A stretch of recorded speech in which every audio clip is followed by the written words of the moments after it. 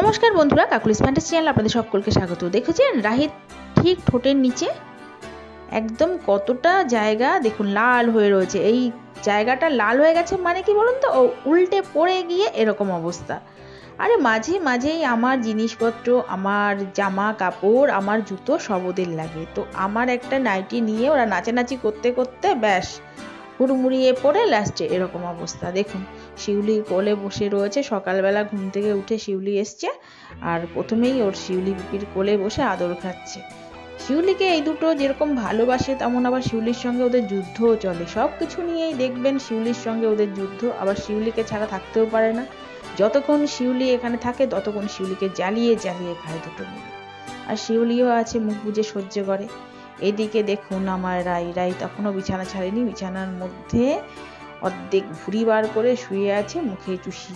দেখেছেন এই চুষনিগুলো এদের সব সময় মুখে দেওয়া চাই, মানে চুষনি ছাড়া কিছুতেই এরা ঘুমাবে না। ঘুম থেকে উঠেও চুষনি আর ঘুমাবেও চুষনি নিয়ে। এই দেখুন তার মধ্যে চলে এসছে রুমিতা সকালবেলায় এখন কদিন ধরে আসতে পারছে না, তো আজকে হঠাৎ সকালবেলায় এসছে।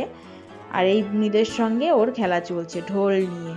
দুই বুনিকে গলার মধ্যে ঢোল বেঁধে দিচ্ছে, কখনো একে কখনো তাকে। দেখুন দুটো মিলে কি শুরু করেছে রুমিতার সঙ্গে। আর আমি তো প্রথমেই বলেছিলাম যে রুমিতা এমনভাবে মিশে গেছে, রুমিতাকে এখন মানে ওদের ছাড়া রুমিতাও থাকতে পারে না, রুমিতাকে ছাড়া ওরা থাকতে পারে না। আমার রাইকে দেখেছেন, এই দেখুন কিভাবে ঢোল বাজিয়ে যাচ্ছে আর প্রত্যেকটা গানের তালে তালে না নাচে।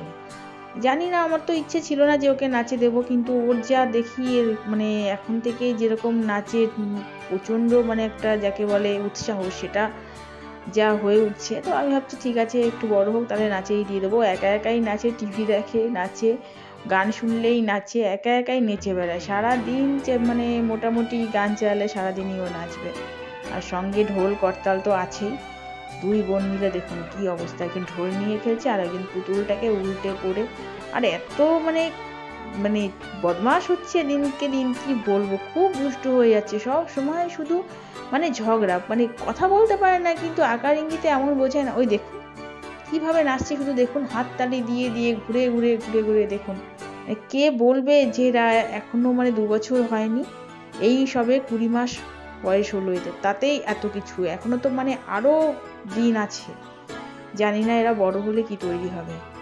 তার মধ্যে ওর বাবাও একবার এসে গেছে নিচে, এসে দেখছে। আর আমার ভূতোটাকে দেখেছেন, এবার এদিকে আবার শিউলি বেরিয়ে যাচ্ছে। আর ভূতোটাকে নিয়ে যেটা বলছিলাম, ভূতো এখন এরকম অবস্থাতেই আছে, খুব খারাপও লাগে।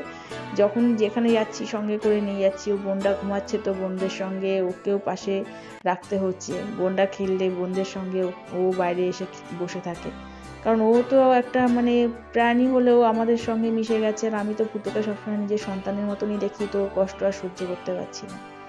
এই দেখুন রাতের বেলা দেখলে কিরকম মনে হচ্ছে বলুন তো, সে ব্রহ্মদেশের মনে আছে, যাই হোক নান বলে না কি বলে ব্রহ্মদেশের, তো সেই রকম ভাবেই ড্রেস পরে দুজনে মিলে, দুজনে দুটো চাদর নিয়ে, একটা হচ্ছে আমার চাদর, এই যে রাই পরেছে এটা আমার, আর রাহি যেটা পরেছে সেটা হচ্ছে দিদুনের। এই চাদরগুলো নিয়ে এসছে ওর বাবা আর দিদুন দুজনে মিলে পড়েছে। ওই দেখুন ভয় দেখাচ্ছে শিউলিকে।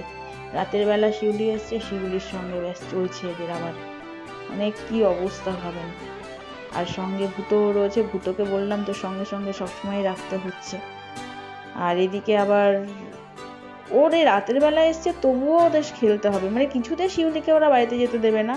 শিউলি হোক রুমিতা হোক যেই আসুক, এখন বুঝতে শিখেছে তো সবার সঙ্গেই চলে যেতে চায়। কিন্তু কি করবো বলুন, এখনো তো সেরকম বয়সটা হয়নি, আর কারোর কাছে সেরকম ভাবে কারোর বাড়িতে এখনো পাঠাইনি। সুতরাং একটু তো থাকে যে গেলে আবার কি বদমাশি করবে কে জানে, এমনি পড়ে মুখ টুক কেটে দিচ্ছে। এই দেখুন শিউলি গান চালিয়েছে আর আমার রাইকে দেখুন কিভাবে নাচছে। ওই দেখুন মানে গান শুনলেই নাচে। কোথা থেকে যে এসব শেখে আমি তো বুঝতেই পারি না, মানে এর যা অ্যাক্টিভিটি তাতে মানে ভাবলেই অবাক লাগে যে কি তৈরি হবে। আরেকজন মাথায় করে পুতুল নিয়ে ঢুকলেন, ঢুকে সিঁড়ির সামনে দেখেছেন গেটটা, এই গেটটা কিন্তু ওদের জন্য করা হয়েছে জানেন তো, যে সিঁড়ি থেকে উঠে সহজে দাদাই ঘরে চলে যায়, সেই কারণে এই গেটটাকে লাগানো হয়েছে ওদের, যাতে ওপরে যেতে না পারে। আর এই তো উনি এদিকে নেচেই যাচ্ছেন। সারা ঘর অগোছালো, কিছুই গোছানো হয়নি সকাল থেকে। সারাদিন যা চলে তাতে ঘর গোছানো তো দূরে থাক, যতবার গোছাচ্ছি ততবারই এরা ঘরের কিছু না কিছু নষ্ট করছে। ওই দেখুন পায়ে তালে তালে আবার পায়ে পায়ে নাচে দেখুন। আর এদিকে আমারও রান্নাঘরে অনেক কাজ পড়ে আছে, তার মধ্যে শিউলি এসছে কিছুটা গুছিয়ে দিয়ে গেল। এদিকে কাজগুলো আস্তে আস্তে সেরে ফেলি। আর আপনাদের সঙ্গে কথা বলতে বলতে অনেক কাজই হয়ে যায়। মাঝখানে যেটা হয় সেটা হচ্ছে গিয়ে মানে আমার অনেক কাজ পড়ে গেছে, যেগুলো মাঝখানে ঘোরার একটা ব্যাপার চলছে, সামনে আবার সরস্বতী পুজো করব, তার মধ্যে বিয়েবাড়িও পড়ে গেছে, মানে এত কিছু সামলে আর উঠতে পারছি না। দেখা যাক কতটা সামলানো যায়। ও আর একটা ব্যাপার হচ্ছে, ওর কাকাই হঠাৎ অসুস্থ হয়ে গেছে, তো সেই কারণে ওর কাকাইকেও একটা ওটির ব্যাপার চলছে, সেই নিয়েও মাথায় চল। আজকের ব্লগটা কেমন লাগলো অবশ্যই কমেন্ট করে জানাবেন। ডাকছি তাহলে, নমস্কার।